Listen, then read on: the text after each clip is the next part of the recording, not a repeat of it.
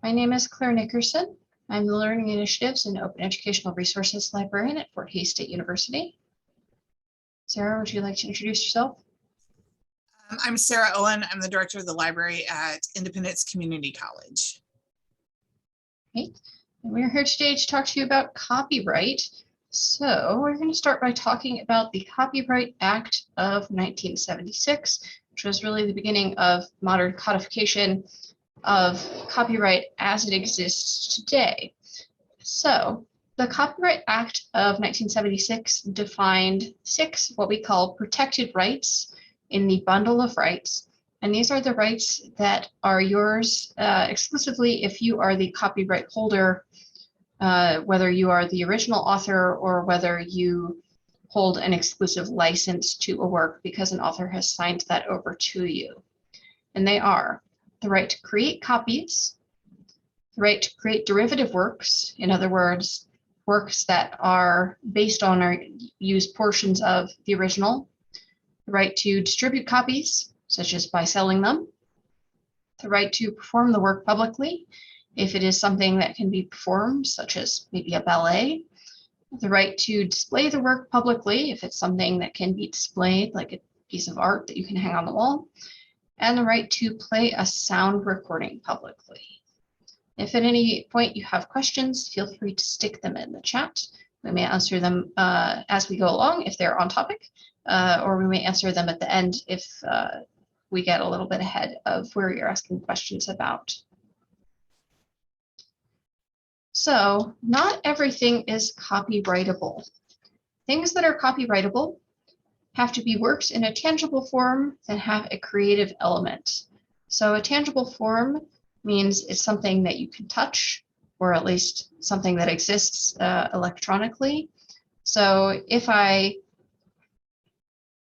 am a director of a dance company and I come up with some choreography and I teach it to my dancers, it is not yet copyrightable until I have either made a video recording of that, or maybe I make some notation about that. At that point, it is copyrightable. It also has to have a creative element.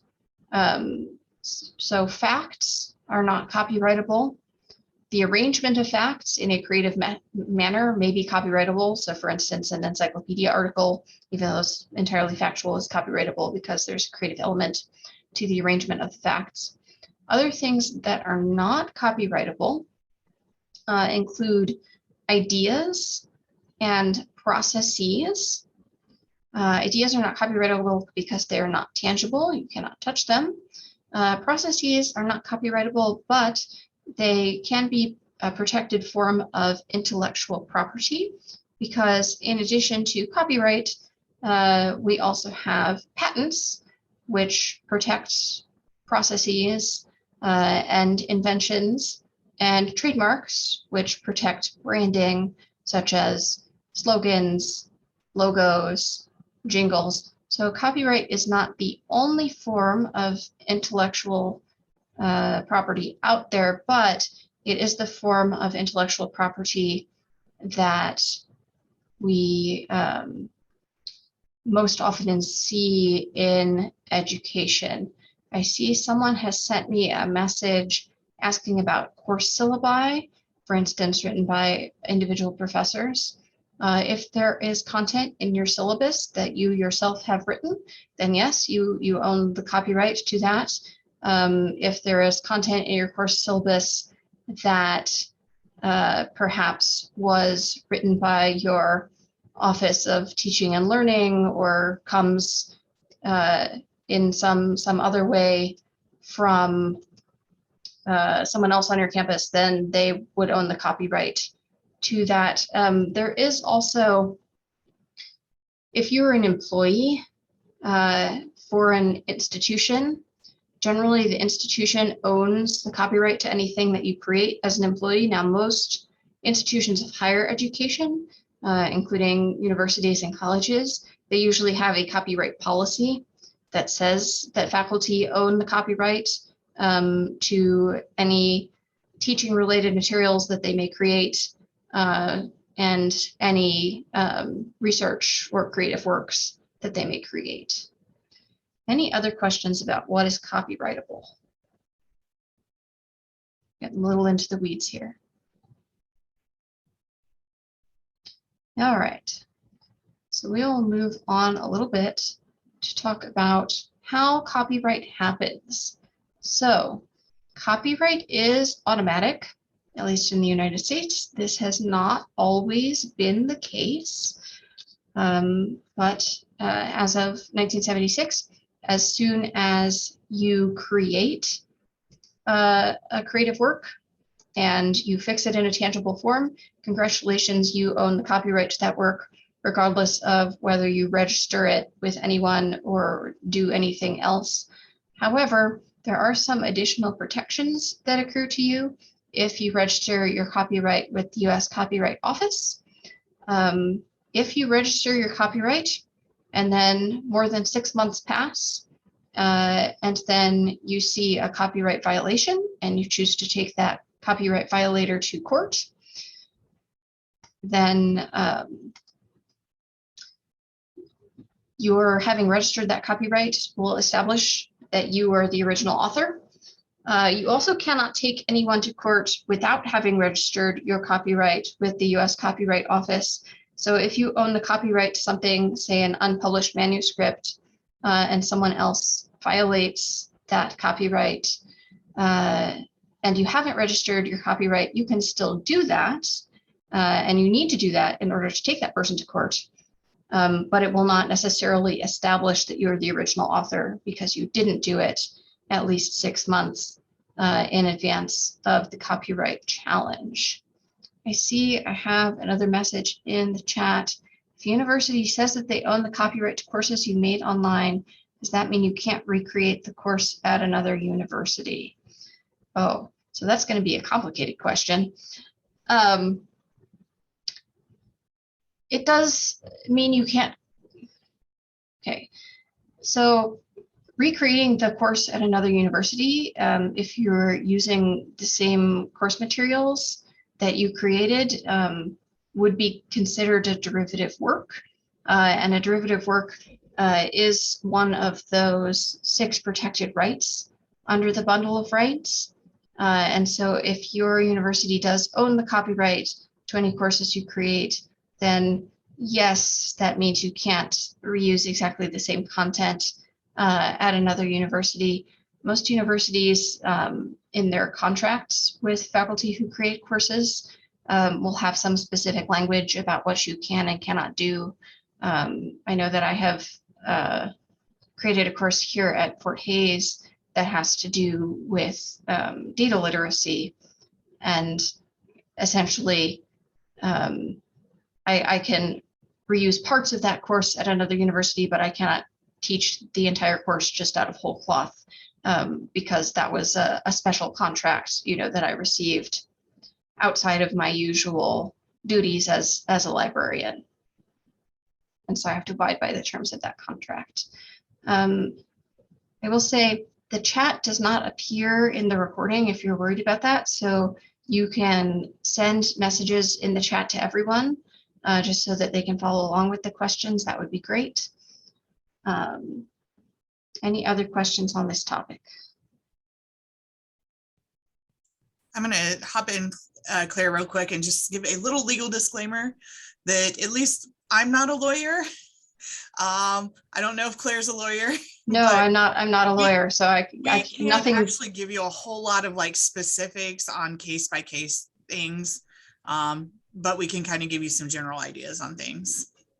Yes, that's right. We have not seen your contracts. We cannot comment on your contracts specifically, and even if we did see them, we still couldn't do that because we're not lawyers. That's a good caveat, Sarah. But generally speaking, any other questions about how copyright happens? All right, then I'm going to move on and talk briefly about the public domain. So the public domain describes everything that is copyrightable but not copyrighted. And there are sort of 3 main ways in which works enter the public domain. Works whose copyright has expired enter the public domain. Currently, the term of copyright is 70 years plus the lifetime of the author. So if you create something and you own the copyright to it, 70 years after you die, it will be in the public domain. The rules for corporations are a little bit different, and we're not going to go into them because that is a tangle all its own. Works created by the federal government are automatically in the public domain. However, that does not necessarily include anything created by contractors for the federal government. Whether those items are in the public domain or not is going to depend on the contract that they signed with the federal government. So if you are looking at federal government documents and it doesn't say anything about copyright, you're probably safe to assume that it is in the public domain. But if it does say something is copyrighted, it's probably because it was created by a contractor. I see there are a couple questions in the chat. Someone asked, what's the CC0 license? We will get there in just a moment. I haven't talked about it yet. And Penny asked about what's the course that I created. It is called Introduction to Data. It is a graduate level course for professionals who need to work with data but do not need to be data scientists. And we will put our contact information in the chat at the end of the presentation. So if you want to hear more about it, you're welcome to email me. I'd be happy to chat with you about it. So the CC0 license, there is a whole session, I believe tomorrow, right, Sarah?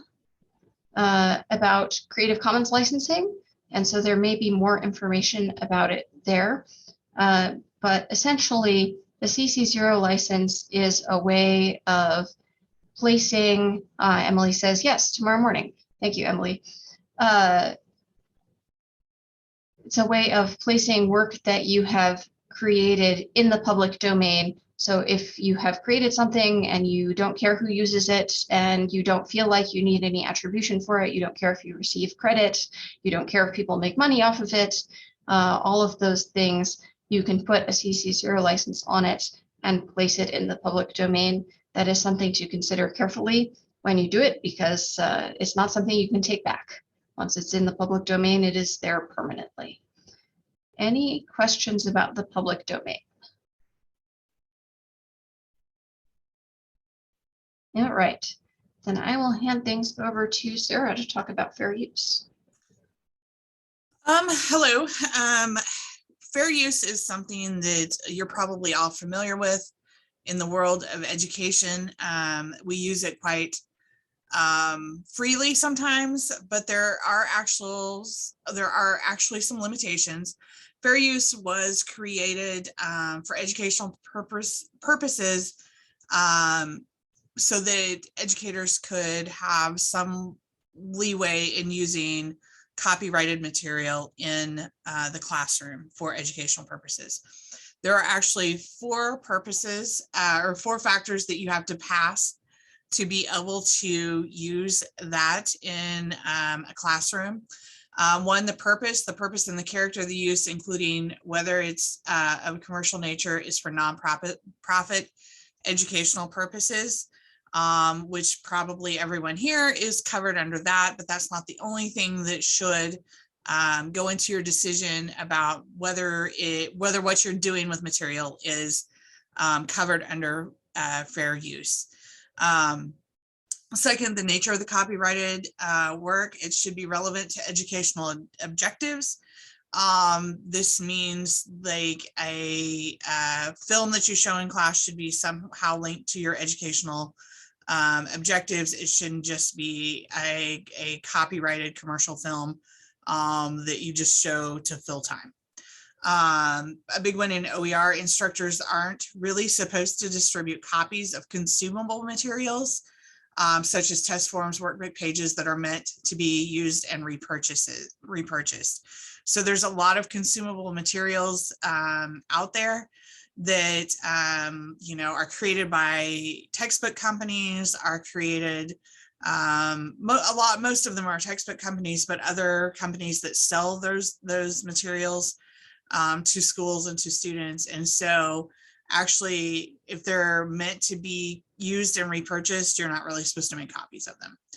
which means if your textbook comes with a paper workbook, they're expecting you and your students to purchase those every semester or every time the class is taught. The third factor that should go into it is the amount and sustainability of the portion used in relation to the copyright work as a whole. You know, there's percentages that you should try and not overcome. And, you know, you don't really want to copy an entire book and pass that out. That would be way beyond the amount of information you should copy. And then the effect, use upon the potential market or value of the copyright work. If you're taking away from the monetary gains that the company who created the work expected to receive from their work, then that could go against you in the 4-factor test. I've linked a couple of good online guides and online resources if you want to explore it a little bit further. But the thing to remember is that we sometimes use fair use as we can do whatever we want in education because we're an educational company, we have educational purposes in mind, but that's not the only thing that goes into the consideration when you're trying to determine if you are using fair use materials correctly. So if you want to move on, Claire, I do believe, just so if you want more information specifically on going through fair use, there is a session tomorrow morning at 10 on that. And we can move on to the next one. The next part of copyright that has now impacted us greatly is the TEACH Act. And it's not a separate or additional copyright law. It replaces some existing copyright wording, basically because we have moved from a face-to-face classroom as typical everyday life to online classrooms, which had some additional questions regarding what you could do with copyright. So it's triggered whenever the performance or display of copyright works is transmitted, and in this case, transmitted via classroom platforms, educational platforms, and what is actually covered in that instance. We can move on to the next slide. There we go. And I think the next one. There we go.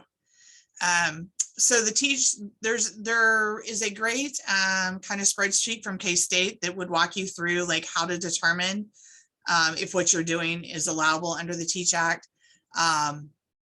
So what are the requirements for the use of copyrighted material in distance education?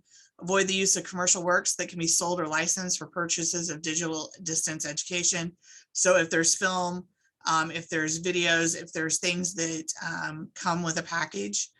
Avoid the use of pirated works or works where you otherwise have reason to know the copy was not lawfully made. You have to be very careful of this, especially if you're going out onto YouTube and grabbing a link to, say, a production, a ballet, Claire mentioned earlier, being copyrighted. So you have to be careful if you go out and you're grabbing those things that they have been appropriately cleared for copyright use. Limit the use of works to an amount or duration, not the full thing. What would be displayed in a live physical classroom. Supervise the performance of the display. Has to be part of the class session. Use it interactively, not just as a passive activity. Limit access to the works to the students who are enrolled in the course. That's fairly easy if you're using a learning management system that has restricted access. And then you have to also use reasonable measures to prevent those copies, those streams from being downloaded and retained by the students. And notify the students that the works may be subject to copyright protection. And there's some links in there that have some sample information. The link I gave you from K-State is actually a PDF where you can kind of walk through each And there's many questions on this kind of requirement for Teach, but this kind of walks you through each section to see that you are able to use it reasonably in your classroom. And we kind of are, I think, probably a little bit behind on this because no one expected 2020 to happen, and literally almost everyone in the country going to an online course. So this is probably one that people are less familiar with than just general fair use. We can move on down to the next thing that's involved when we're talking about OERs. Because OERs are open education, they come with some special licenses that you can apply to and that you would want to be familiar with. And those are called Creative Commons license. They're free, easy to use copyright licenses, so that if you've created something, you can actually license yourself through creativecommons.org, which is linked there. And basically they provide copyright protection, but you get to choose how open that resource is. So if you see the single C with the circle around it, we know that's the traditional copyrighted material. That means all rights are reserved to that through the copyright process. If you see the CC, which is the second circle, that's a Creative Commons license. And there will be additional information on what you're allowed to do with that material. You can move to the next slide, Claire. That'd be great. Because there's a session completely on how to determine and read and work on Creative Commons license. I'm not going to go into what each license means. There's a session on that tomorrow. But basically, you're looking at the ability to copy the material completely, mix it with other material, share it, keep it. Okay, so it's equal to the 5 R's there. Edit and then redistribute it. So and then as an author, you get to determine to what level that happens, whether it's a complete, you can't change my work, but you can reuse it or redistribute it, to you can remix it, you can revise it, you can copy it as your own then. So like I say, if you move to the next slide, Claire, there's a full rundown on it at 9 a.m. tomorrow. That will dive much deeper into copyright licenses and how to apply them or how to read them if you find material that has a Creative Commons copyright license. Okay, and I think Claire's going to hop back on and we're going to kind of tag team this. I'll let her go. I'll let you go ahead and start.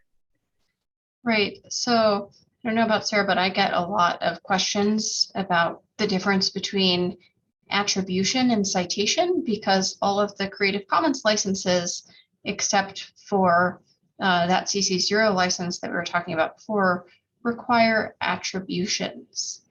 And so if you are using something that's Creative Commons licensed, you need to attribute it. You need to use it when you need to attribute when you use the full copyrighted work, when you use part of the copyrighted work, when you create a derivative work, which if you remember at the beginning is a work that uses pieces of or is based on the original work.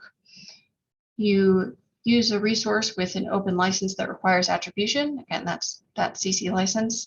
You do not have to provide attribution when something's in the public domain. I think it's polite. I usually do, but again, not required. Even if it is fair use or you have a license and you're using a copyrighted work, you should still attribute. And that attribution, it needs to include 4 different things. It needs to include title, author, the license or the copyright statement, and the link or original location where you found that thing. It does not have to be in a specific format. But if you are feeling a little bit iffy about writing your own attributions, there is an open attribution builder. There's a link there in the lower left-hand corner, or if you just Google open attribution builder, it will come up. So attribution for legal purposes, no strict format, prevents lawsuits, hopefully. Sarah, would you care to talk about citation? That's fine. I was trying to answer a couple questions in the chat real quick. So citation is what we are most familiar with, I think, in the past with when we're using someone else's work. Obviously, we pound this into students' heads, or we try to, so that they don't get in trouble for academic integrity. And so, you know, quoting parts or paraphrasing someone else's work or using someone else's ideas. And this is obviously probably at our level, we probably understand what this is, but this is what we really try and teach students. They require a specific format. We all know the different formats, but it is there so that others can find the original work, quotation marks, page numbers, and for all purposes regarding this, you know, we're teaching preventing plagiarism. It's important in, of course, our professional world as well as what we teach students. So they're similar, but not the same thing. And the big thing I would say is probably the format and how you have to do it for publication. Trying to see what we have.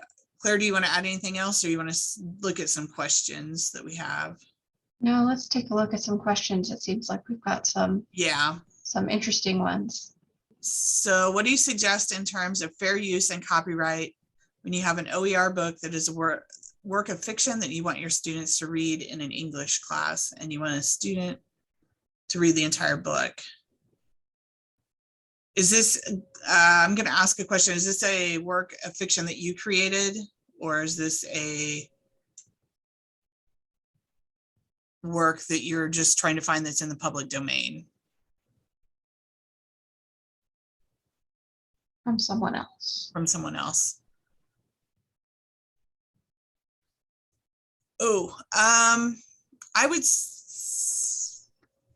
not in the public domain.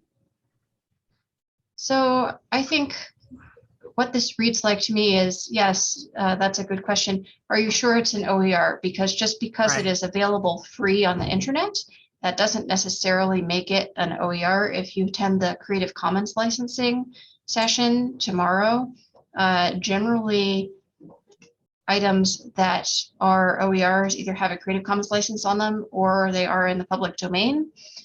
So that book, even though it might be free to access, may not be an OER unless it has a specific Creative Commons license on it. And in that case, I would recommend that you link to it. Linking does not violate copyright because it doesn't create a copy. It's like giving directions. So I certainly wouldn't recommend linking to anything that you suspect may have been created illegally. But if it does look like it was legitimately posted and it's just free, feel free to send your students a link to it. Is there anything you want to add? Yeah, I would, and Emily added in that there's shadow libraries on the rise. Just because you can find a full text of something online does not mean it is not in violation of copyright.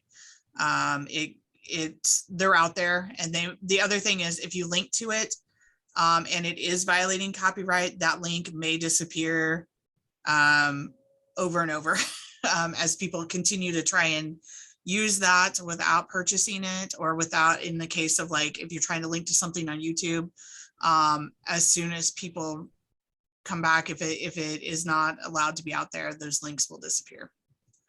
So I kind of feel like if it's a work of fiction and you really, really want to use it consistently, it may be something that you want to just try and add to your course materials, unless you can prove that it's an OER.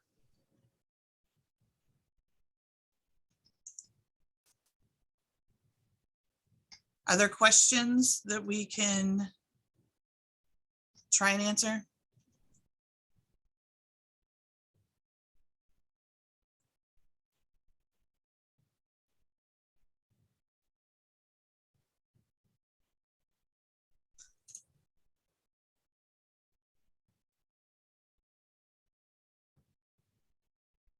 Yes, there's a comment in the chat.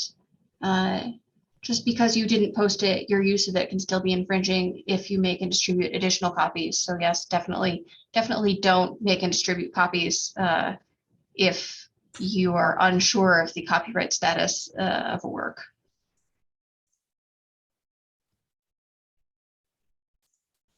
I also saw that there was a question about the link for the TCHAC checklist. And I believe I got that one dropped it in the chat possibly, but I'm going to drop another good source, and it's a LibGuide from the ALA. So I'll pop that into chat for anybody who wants to look at that TCHAC further. And I've put my contact information in the chat in case anyone has any additional questions later on. I think Sarah will do that as well. And there are no more questions now. We will end the recording. Yes, and I would really recommend, if you're questioning some other things, to attend those 2 sessions tomorrow on fair use and Creative Commons licensing. But thank you all for attending. I'm gonna